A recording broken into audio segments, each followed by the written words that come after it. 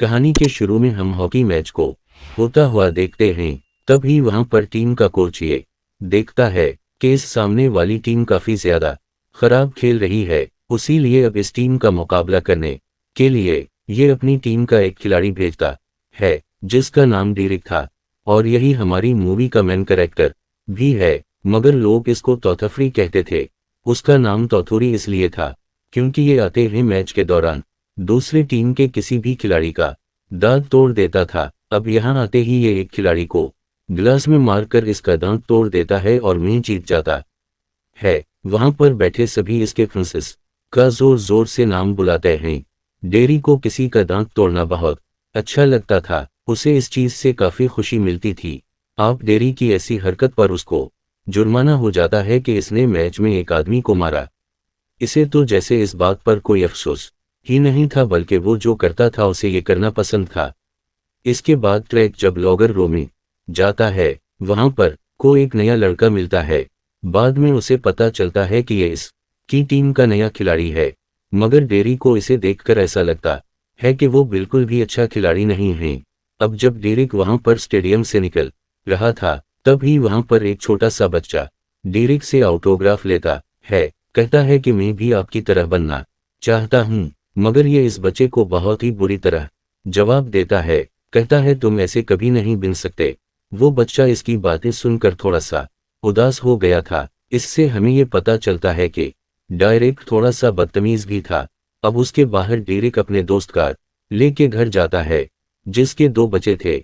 इसका बेटा डेरिक को बिल्कुल पसंद नहीं करता था। उसी दिन शाम को डेरिक अपने दोस्तों के साथ खेल रहा था जिसमें वो हार जाता है। इसके सारे पैसे खत्म हो जाते हैं। अब वो पैसे कार लेके बेटी के तके के नीचे से चोरी कर लेता है जो कार लेने रखे थे। इसने अपनी बेटी को ये कहा था कि जब तुम्हारा दांत टूट जाएगा तो तुम उसे अपने तगी के नीचे रखकर एक सौ जाना दूध वेरिया कर तुम्हारा दांत ले जाएगी और तुम्हें इनाम में पैसे देगी। मगर अब करले की बेटी जब रात को उठती है तो इसके धक्के के नीचे दांत नहीं था। वो अपनी मोम से कहती है कि दूध फीरी मेरा दांत तो ले गई मगर मुझे पैसे नहीं देकर गई। निकालने की बात समझ गई थी कि जो पैसे इसने रखे थे वो डेरिक ने उठा लिए। इस बात पर वो उसे बहुत डांटती है और कहती है कि तुमने अच्छा नहीं किया। इक्के वो अब एक दिन रात को सोते हुए डेरिक को अपने धक्के के नीचे एक नोटे मिलता है जो फेरिस्त की दुनिया से आया था। डेरी के देखकर काफी ज्यादा हैरान हो जाता है, मगर अचानक से इसके ऊपर निकल आते हैं और इसकी बॉडी पर कलर का सोट आ जाता है और वो फिर इसकी दुनिया में चला जाता है जहां पर उनका मैनेजर इससे मिलता है। इसका काम नई फेरिस्त को काम सिखाने का था कि एक फेरिस्त कैसे बना जाता है। तो अभी वहां पर एक बोली फेरी आती है जो फेरिस्त की दुनिया की हद थी। वो आकर कहती है कि तुम बुरे काम करते हो और तुमने कल रात ही 2 बच्चों के ख्वाब तोए हैं, उसीलिए मैं इस बात की सजा मिलती है कि तुम्हें 2 हफ्ते तक तदफरी बनकर यहाँ पर काम करना होगा। अगर इस दौरान तुमने कोई भी गलती की तो तुम्हारी सजा बढ़ा दी जाएगी। इसके बाद हेड असको सारे रोले समझाती हैं, जिसके बाद इसको एक आदमी के पास भेज दिया जाता है। ये वो आदमी था जो यहाँ के सारे टॉलस और इस्तेमाल होने वाले जादुई चीजें बनाता था। अब वो आदमी इसको कुछ चीजें देता है से शर्किंग पेस्ट, यानी जिसे इस्तेमाल कर कि ये छोटा हो जाएगा। और दूसरा एक ऐसा पाउडर था जो किसी के भी ऊपर डालने से उसकी यादें गायब हो जाएंगी। और तीसरा था इनविजिबल सुपरे, जिससे ये गायब हो सकता था। अब डेरी को उड़ने की ट्रेनिंग के लिए ले जाया जाता है, मगर वो ठीक से उड़ नहीं पाता। जिसके बाद अब अगली सुबह डेरिक की आंख अपने बद पर खलती है और ये सब इसको एक सपना लग रहा था। अब ये कार लेके एक घर जाता है, पर जाकर ये इससे सॉरी बोलता है अपनी पुरानी हरकत पर जो इसने उसकी बेटी के पैसे चुराए थे। मगर अब करले से कहती है मैं अपनी बेटी के साथ जा रही हूं और उसे अपने घर पर अपने बेटे के साथ रुकने का कहती है। ये उसके बेटे से बात करने की कोशिश करता है, मगर उसका बेटा तो उसे पसंद ही नहीं करता था। लेकिन डेरिक जब थोड़ी सी बात करता है तो इसका बेटा 20 से बात कर लेता है। डेरी को पता चलता है कि म्यूजिक बहुत पसंद है। थोड़ी देर बाद कार्लें भी खरा चाहती है। डेरिक इसके लिए डिनर प्लान करता है वो इसको बताना चाहता था कि वो इसे पसंद करता है, मगर अचानक से डिनर के दौरान ही इसके पंख निकल आते हैं, जिन्हें वो छुपाने की कोशिश कर रहा था, उसी लिए खुद छप जाता है। कभी इसे फेरिस्त की दुनिया के मैनेजर की भी कॉल आती है, जो इसे मिलने बुलाता है। अब छपते छुपाते डेरिक जब इसके पास जाता है, तो वो कहता है सामने घर में एक बच्चे का इताद टूट गया है और वो फरीद का इंतजार कर रहा है। तुम्हें वहां इसके घर जाकर इसका दांत लाना होगा। अब डेरी का अपना शर्किंग पेस्ट का इस्तेमाल कर कर छोड़ा होकर इस बच्चे का दांत लेने जाता है।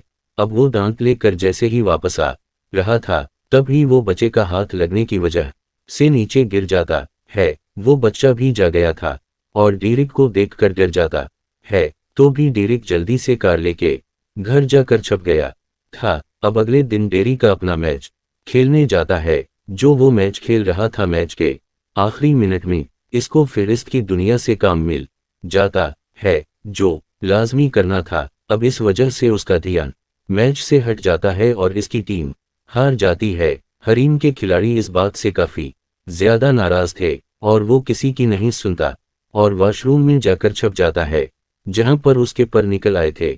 सभी खिलाड़ी उसे बाहर आने का कहते हैं, मगर वो शर्किंग पेस्ट खाकर फ्लश के रास्ते से स्टेडियम से बाहर आ गया था, जहां पर इसको मैनेजर मिलता है। काम बताता है कि ये बच्चे के घर जाओ और इसका दांत लेकर आओ।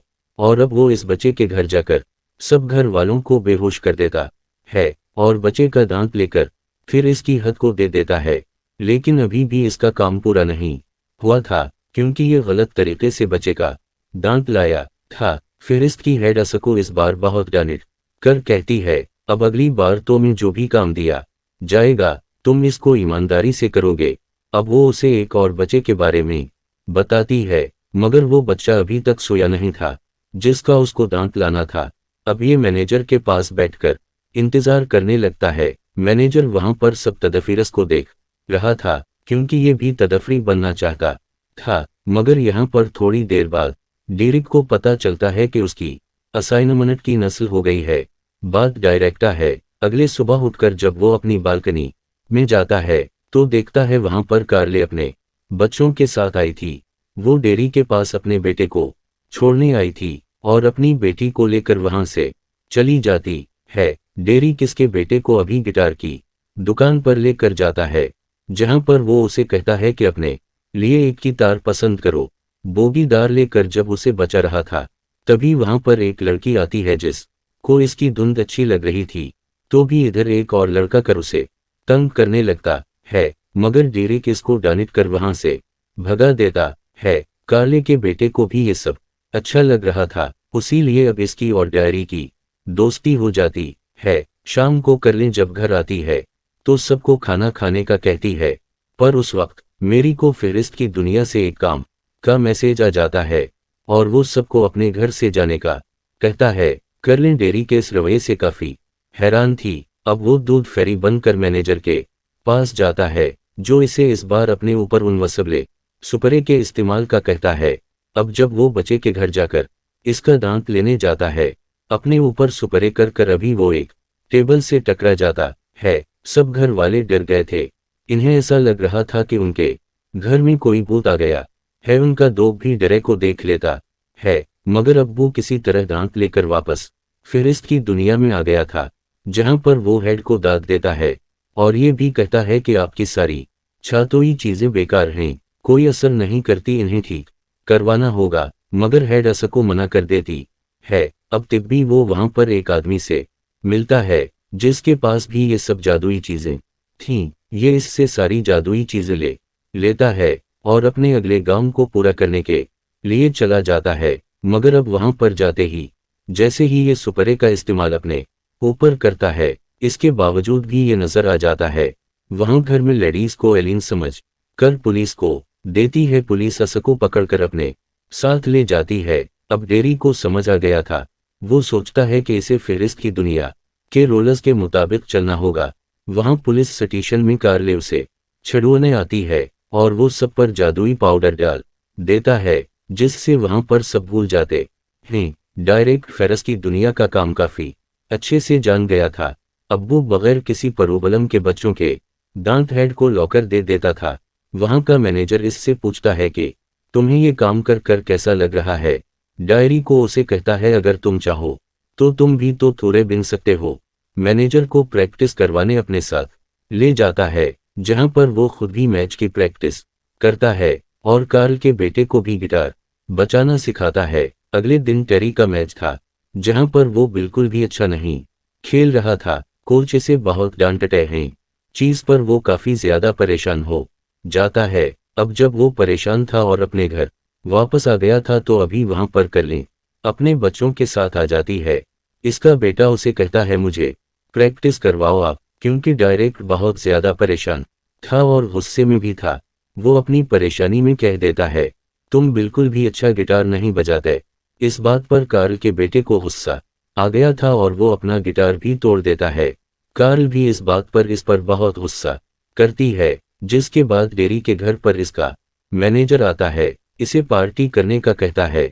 अब उसका मोटे तो पहले ही खराब था, वो सारा गुस्सा मैनेजर पर निकाल देता है। अगले दिन जब इसका मैच था तो वो वहां पर मैनेजर भी था, जो सिर्फ डेरी को नजर आ रहा था। मैच पूरे ध्यान से खेलता है और इस बार वो काफी अच्छा स्कोर भी करता है और जीत जाता है। सब लोग बहुत ज्यादा खुश थे। अब तभी इधर मैनेजर बताता है अगली असाइनमेंट तुम्हारी कार लेके घर की है, जहां पर जाकर तुम्हें उसकी बेटी का दांत लाना होगा। अब पहली बार डेरिक अपने परों के साथ स्टेडियम से बाहर निकलता है। सब इसे देखकर हैरान थे, सबकी आंखें को लेके खली रह जाती हैं और मैनेजर वहां पर सिपर पाउडर फेंक देता है, जिससे सब लोग वहां पर ये सब कुछ बोल जाते हैं। अब जब डेरी कार्ले की बेटी के पास जाता है तो उसे बता देता है कि वही तो फी है, मगर ये इसका सेक्रेट है।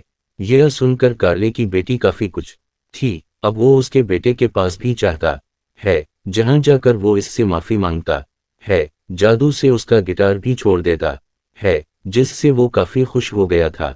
जब कर्ली ये देखती है तो इसे ऐसा लग रहा था कि डायरेक्ट बच्चों को खुश करने के लिए ये सब कर रहा है। जिसके बाद डेरिक कार्ल के बेटे को हवा में उड़ाकर इसके शो में टाइम पर पहुंचा देता है, मगर इसको नीचे उतारते ही पाउडर फेंककर उसे सब भला देता है। अब जब वो दांत लेकर फिर इसकी दुनिया में चाहता है तो वहां पर हेड पे उसे खुशकी इसकी सजा को मुआफ कर देती है और अब इसकी यादों को भी मिटाकर मैनेजर को डायरेक्ट की जगह पर तो दरी बना देती है। मूवी के आखिर में डेरिक कार्ले के पास जाता है।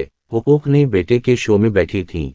ये इसे बता देता है कि वो काले को पसंद करता है, वो भी उसे हाँ कर देती है। आखिरी सपने में डेरिक को मैच खेलते दिखाया जाता है, वो आदमी जो फिर इसकी दुनिया में जादुई चीजें बनाता था और फिर इसकी हेड अमीन सेन बनकर इसका मैच देखने आते हैं, मगर ये इन्हें नहीं पहचान पाता क्योंकि हेड ने उसकी सारी यादों को मिटा दिया था। ये इसकी मदद करते हैं और उसी के साथ ये मूवी यहीं पर खत्म हो जाती है।